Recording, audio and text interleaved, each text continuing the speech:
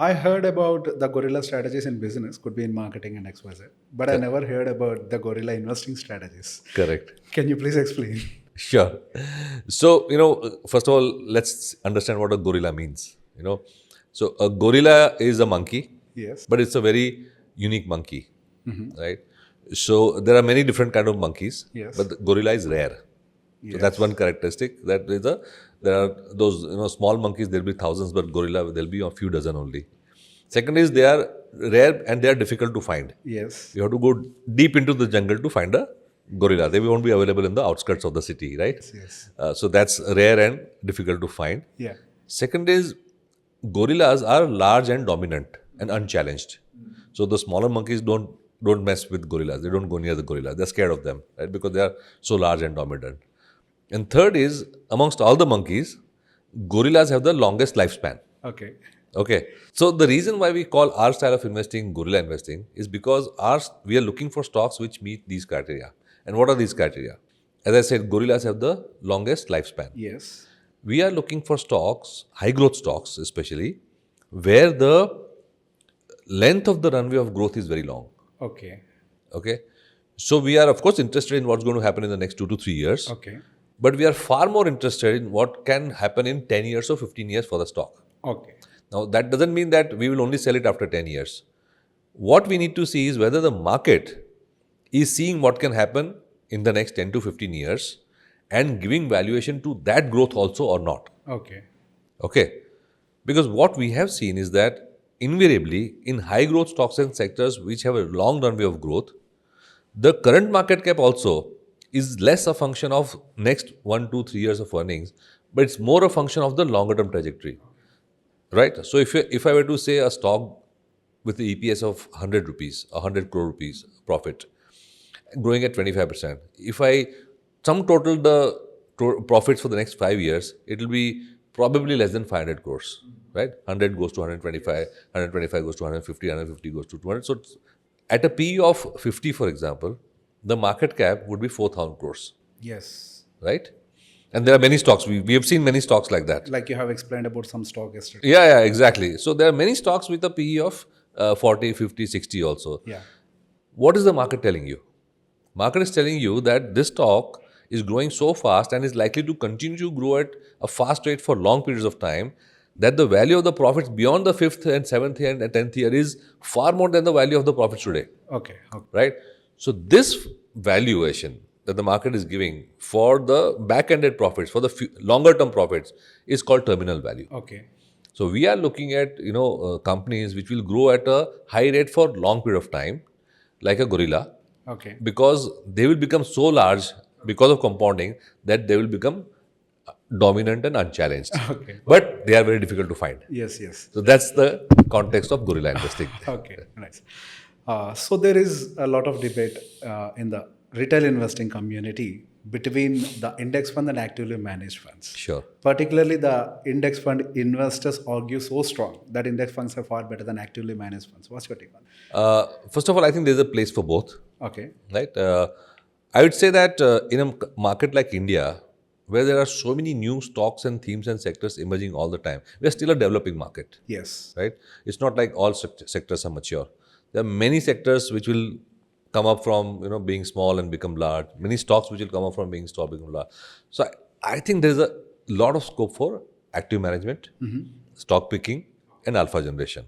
Right? So there is a strong case for active management because I don't think the market is efficient enough to digest all this change happening. Like for example, all these digital companies that we talk about, they were not even existing 10 years ago. But suddenly they are like 1 lakh crore market cap and 50,000 crore market cap. So we don't have companies listed in AI or robotics or biotech or genome technology and all that. They will come. Yes. Because I know that there are companies doing work in the unlisted space, funded by PEs and VC funds.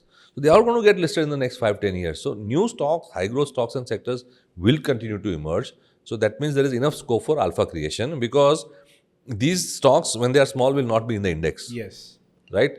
They will be in the index only after they become of a certain size. Yes. But then the juice, maybe 50% of the juice is gone by then. Okay. Right? Yes. You'll capture the next 50%. Okay. So point is, if you get into these stocks early enough, there is enough scope for extra alpha creation.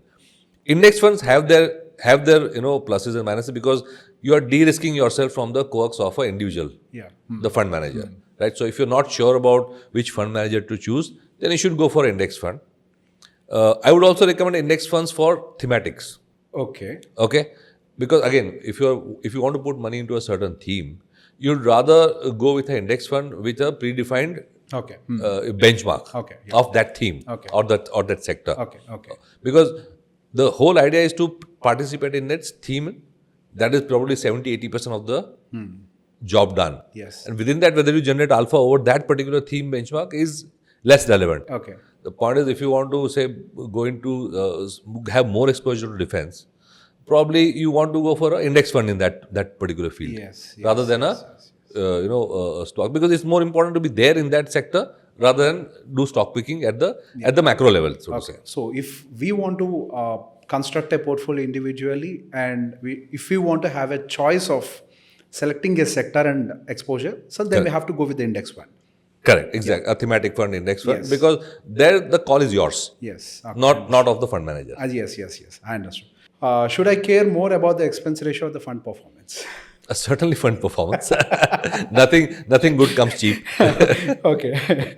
So the past performance is the marketing strategy, or so what? So in general, there are so much of theory, like as you said, look at the past performance. Yeah.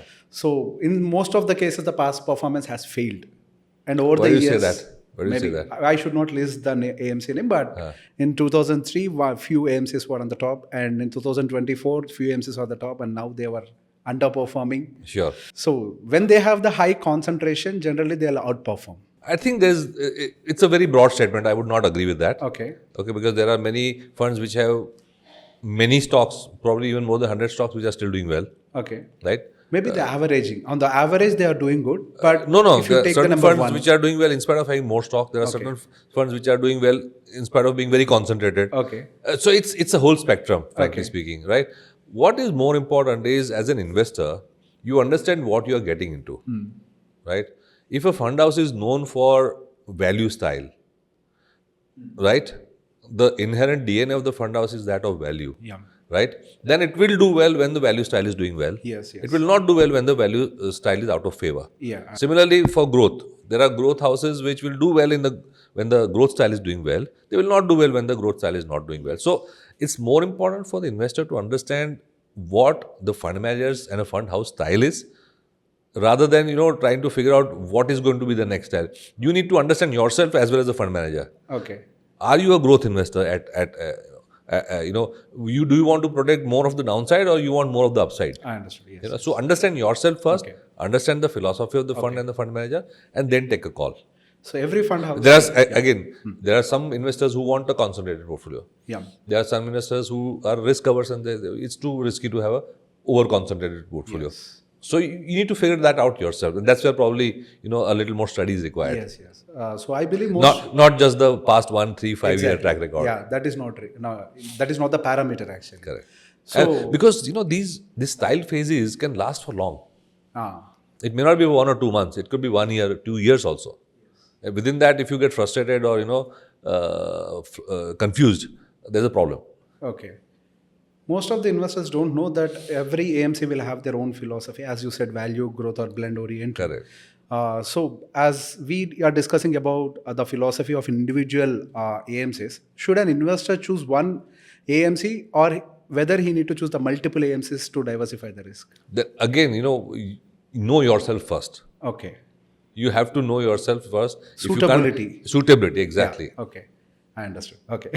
When I place multiple funds in your friend, so what is the parameter that you take before picking a fund, like a risk-adjusted return, or the fund manager's approach, or an expense ratio? Expense ratio should be the last, definitely, because see, point is we are talking about 1 to 2%, right? And as I said, in a country like India, there is adequate scope for alpha creation. Okay. So if we can generate, over and above 1-2%, I think we are adding value to the portfolio, right? Okay. And I think it's more important to understand the philosophy, because the past performance and the past volatility will be a function of that philosophy. Okay. Yes. Right? And philosophy can mean a lot of things. One is, of course, the styles that we talked about, the concentration that we talked about. Yes.